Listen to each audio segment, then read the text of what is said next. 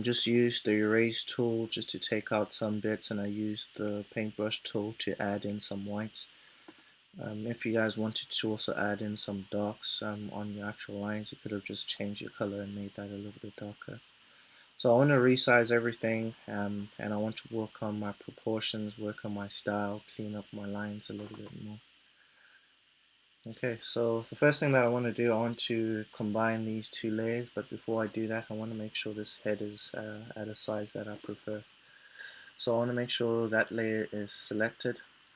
I want to click on Ctrl T to transform. You'll see that it looks something like this on my own. That just means that I probably didn't do a great job in cleaning this section out a little bit. So just so I can just save some time, I want to use this marquee tool.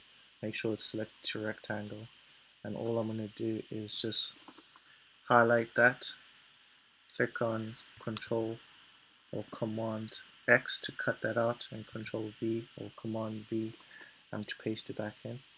So I'll just delete the bottom layer. So now my selection is a little bit smaller.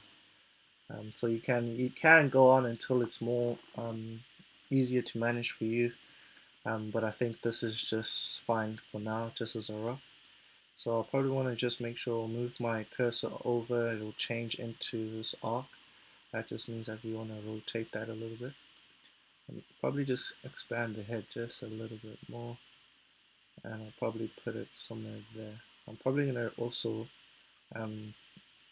work on how the neck is connected onto this character, but I like the feel so far, so I'll just say okay to that because I'm happy with how that looks so far. I want the character to have like a slightly longish neck because it kind of gives the character more charm.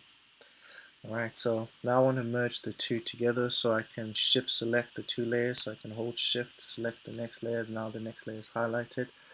I can right click and we can click on merge layer down there. It merges our layer together. I can quickly undo that by going to the history tab here. So I just undid it just one step. So now that's gone back, or I can just click on Control E, which is a shortcut key to merge the two layers together. So now if I click on Control T to transform, now both of them are selected, but then it shows that somewhere down there I hadn't cleaned up the image again. So all I'll do is just go back to my marquee tool down there, just quickly select that section, Control V, cut that out. I'll drag this layer to the bin, Control or Command V to paste that back in. So if I click on Control T, it's easier to manipulate that. So I'll just expand that a little bit by holding on to the corners, making that a little bit bigger. And this is a good size to start off with. So from this point, we can, to prevent us figuring out if this image is visible behind, we can just kind of only select the black ink, so we can copy that layer or that ink alone, put that on a separate layer, so we don't have to worry about if it's opaque or not.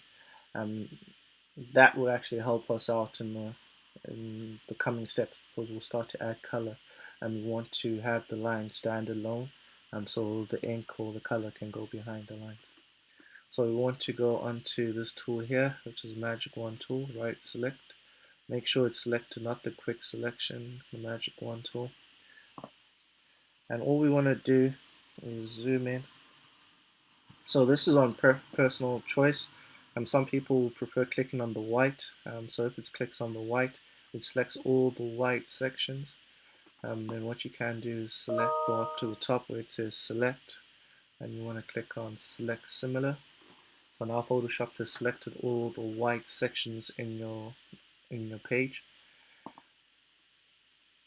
Now we want to inverse that selection by clicking inverse at the top. So we go back to select and select inverse. So now all that Photoshop has selected is the black ink on your page. So we can click on Control C to cut that ink out. Control V, and it'll automatically paste it. So if I transform it, you'll see the difference between the two.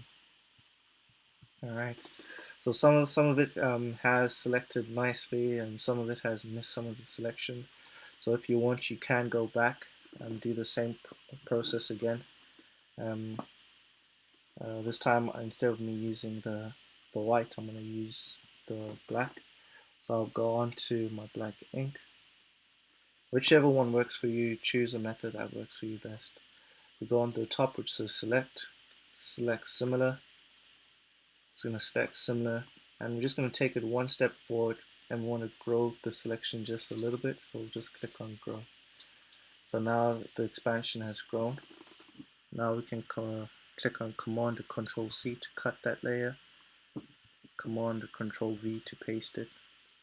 Now if I move that out the way, you can see it's done a little bit of a better job. So whichever method works for you, choose that method and go for it. Alright, so I'll let you guys carry on with figuring out the small dimensions of your work. Make sure you do clean it up. If there's more stuff that you want to work on, like the connection of the neck, what you can do is go on to your brush tool, which is B, and choose your brush settings that you want up here, or you can choose a specific brush that you want to work with. And I'll make sure the background or the foreground color is black, because I want my lines to be with black. I'm going to zoom in